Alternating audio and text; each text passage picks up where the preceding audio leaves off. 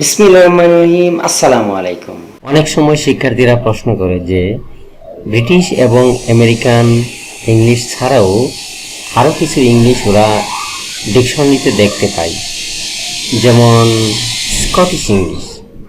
তখন তারা প্রশ্ন করে যে ব্রিটিশ এবং আমেরিকান ইংলিশ ছাড়াও আরও কয় ধরনের ইংলিশ স্টাইল রয়েছে। তখন উত্তরটি হতে পারে যে Spanish English, Scottish English, Irish English, Australian English, New Zealand English, northern English. এই ইংলিশ স্টাইলগুলো অক্সফোর্ড বা ক্যামব্রিজ ডিকশনারিতে দেখা যায়।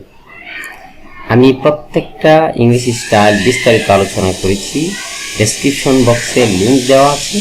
তোমরা যদি স্প্যানিশ ইংলিশ সম্পর্কে জানতে চাও তাহলে লিঙ্কে ক্লিক করে দেখে নাও।